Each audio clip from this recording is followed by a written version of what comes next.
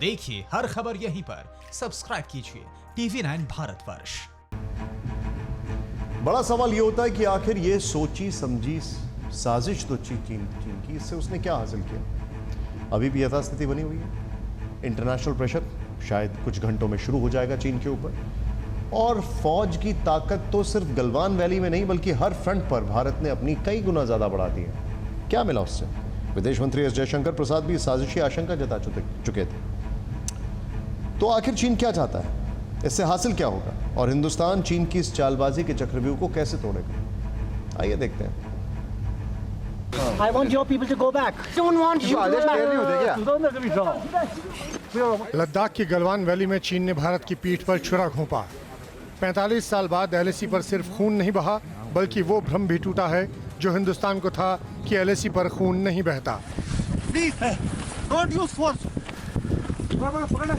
ये चीन है जिसके खून में धोखेबाजी और दगा शामिल है, जिसका लहूलुहान इतिहास है। 3000 किलोमीटर से ज्यादा लंबी LAC सीमा पर उसकी बुरी नजर है और अपनी साम्राज्य विस्तार नीति को उसने खुलकर सबके सामने रख दिया है। गलवान वैली में भारतीय सैनिकों पर किया गया हमला कोई सामान्य हमला या झड़प नहीं है, बल्कि ये एक सोची समझी साजिश के तहत अंजाम दिया संघर्ष था।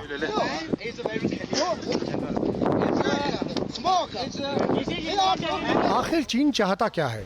क्या झड़पों के सहारे वो भारत के हिस्सों पर कब्जा करना चाहता है, या फिर उसका असली मकसद कुछ और है? ये सवाल उठना इसलिए लाजमी है क्योंकि चीन ने वो किया है जो दुनिया को हैरान करने वाला है। जिन कमांडिंग ऑफिसर्स के बीच दिन में चर्चा हुई, उन्हीं के बीच रात में हिंसक झड़प संभव कैसे है? अगर किसी चीनी कमांडिंग ऑफिसर से गड़बड़ी हुई है तो चीन छुपा क्यों रहा है? पाकिस्तान की तरह चीन अपने सैनिकों के नुकसान की जानकारी देने से कतरा क्यों रहा है? मतलब साफ है, गलवान में हुई झड़प चीनी सरकार की साजिश का हिस्सा है। 1975 के बाद ये पहली ऐसी घटना है जो इतिहास में दर्ज होगी। ठीक पेंगोंग की ही तरह, सिर्फ अंतर ये होगा कि इसमें गोलीबारी का जिक्र नहीं होगा। लेकिन सवाल फिर भी यही है कि चीन आखिर चाहता क्या है? क्या सिर्फ भारत के हिस्सों पर कब्जा करना ही उसका असली मकसद है, या चीन युद्ध छेड़ना चाहता है? दरअसल चीन दुनिया का ध्यान अपनी ताकत पर केंद्रित करना चाहता है। चीन अपनी आर्थिक शक्ति के बल पर साम्राज्य विस्तार का ख्वाब देख रहा है। कोरोना के कारण घिरा चीन दिखाना चाहता है कि उसे कोई फर्क नहीं पड़ता, वो शक्तिशाली है। सीमा पर तनाव बढ़ाकर कोरोना महामारी फैलाने के आरोप से निकलना चाहता है। एशिया में महाशक्ति बनकर उभर रहे भारत को टारगेट करना चाहता है। और इसके लिए न सिर्फ चीन सीमा पर संघर्ष का सहारा ले रहा है, बल्कि वो दुनिया को अपनी दादागिरी से भी प्रभावित करना चाहता है, ताकि दुनिया उसे अमेरिका के विकल्प और महाशक्ति के रूप में स्वीकारे। भारत को बिल्कुल ही दक्षिण एशिया में ही बॉटल अप करना चाहता है, उसमें कंटेन करना चाहता है, जिससे कि भारत अपनी जो ग्लोबल एस्पिरेशंस हैं, ग्लोबल रिक्वायरमेंट्स हैं, ग्लोबल नीड्स हैं, उसमें हम कुछ भी वो काम नहीं कर सके। गलवान की साजिश सिर्फ यहीं तक सीमित नहीं है, बल्कि इस षड्यंत्र की जड़ें बहुत गहरी हैं। चीन इस वक्त भारत से ही सबसे ज्यादा चिढ़ा हुआ है। अमेरिका और भारत के बीच बढ़ रही नजदीकियां उसे रास नहीं आ रही, और ये इसलिए हो रहा है क्योंकि कोरोना महामारी प्रसार के कारण चीन की छवि खराब हो चुकी है। अमेरिका भी चीन को आड़े हाथ लेकर सबक सिखाने की धमकी तक दे चुका है, और भारत के रुख का बदलना चीन को और भी ज्यादा नुकसान पहुंचाने वाला है। कोरोना महामारी के दौरान दुनिया को दवा देने वाली भारत की अच्छी छवि से जल गया। अमेरिका ग्रुप ऑफ 7 में भारत को जगह देना चाहता है। चीन इससे भी नाराज है।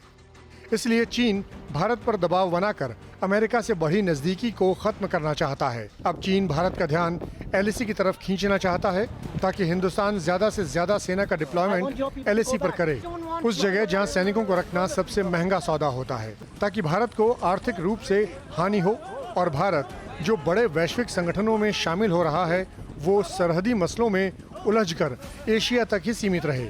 लेकिन इसके अलावा भी एक बड़ा कारण है, क्वाड यानी क्वाड्रिलेटरल सिक्योरिटी डायलॉग। क्वाड में भारत, जापान, ऑस्ट्रेलिया और अमेरिका शामिल हैं। क्वाड का मकसद एशिया प्रशांत क्षेत्र में शांति स्थापित करना है, लेकिन क्वाड को चीन अपने खिलाफ 4 मुल्कों की साजिश समझता है, और भारत का क्वाड में शामिल होना चीन में पल रहे गुस्से का एक सबब है। गलवान वैली में धोखेबाजी से भारतीय सैनिकों पर हमले का बड़ा कारण क्षणिक नहीं हो सकता। ये साजिश है, एक बड़ी साजिश। तो वो ये नहीं चाहता कि भारत के संबंध ये क्वाड के जो देश हैं, ऑस्ट्रेलिया, जापान या अमेरिका के साथ अच्छे हों या इनके साथ कोई बड़ा प्रोग्राम वो इंडो पैसिफिक में इंडिया को बड़ा रोल मिले, वो नहीं चाहता। तो क्या चीन भारत के साथ युद्ध चाहता है? क्या चीन सीमा विवाद का बहाना बनाकर अशांति फैलाना चाहता है? और अगर वो ऐसा करना चाहता है तो क्या भारत खामोश रहकर सिर्फ तमाशा देखेगा? बिल्कुल नहीं। 2020 का हिंदुस्तान उकसाने वालों को कभी नहीं बख्शता। तो फिर चीन की दिक्कत क्या है? खूनी झड़प करवाकर चीन ने सबका ध्यान एलएसी पर क्यों खींचा है? दरअसल चीन में इस वक्त कोरोना के कारण जिनपिंग सरकार घिर गई है। चीन में बेरोजगारों की फौज खड़ी है जो जिनपिंग के खिलाफ प्रदर्शन कर रही है।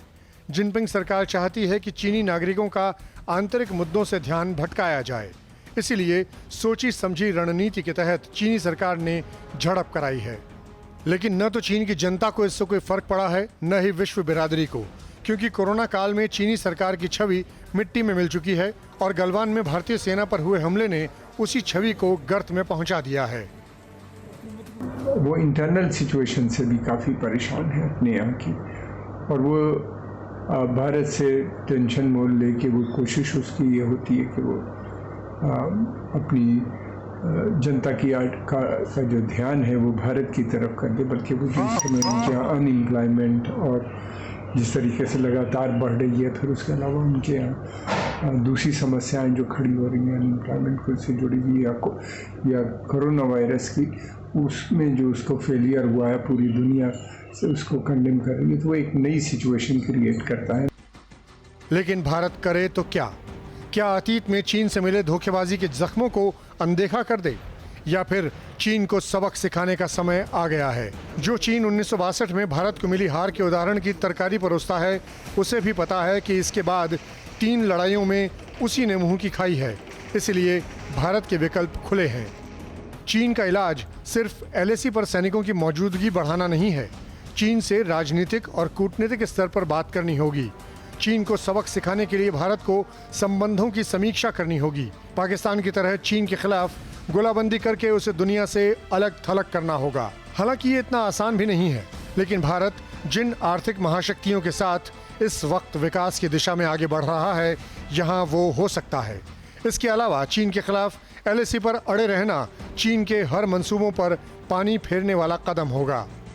भारत को तो वहाँ पर तो बिल्कुल अड़े रहना चाहिए, बिल्कुल भी पीछे कदम नहीं हटाने चाहिए। और जो हमारी पूरी सीमा है 3488 किलोमीटर की जो सीमा है, वहाँ पर जहाँ जहाँ हमें एडवांटेज है हमको अंदर चले जाना चाहिए और चीन का एरिया ऑक्यूपाई कर लेना चाहिए, जैसे चीन ने भारत का एरिया ऑक्यूपाई किया है। अब भी अगर चीन बाज नहीं आया तो चीन को सबक मिलेगा। उसे सबक हिंदुस्तान ही सिखाएगा। उसका महाशक्ति बनने का ख्वाब भी हिंदुस्तान तोड़ेगा। उसके विश्व भर में फैले बाजार को भी भारत ही खत्म करेगा, क्योंकि ये 2020 का भारत है जिससे चीन जलता है, और यही जलन हिंदुस्तान की उन्नति का पैमाना है। अड़ी सोमवार से शुक्रवार शाम 6 बजे सिर्फ TV9 भारतवर्ष पर।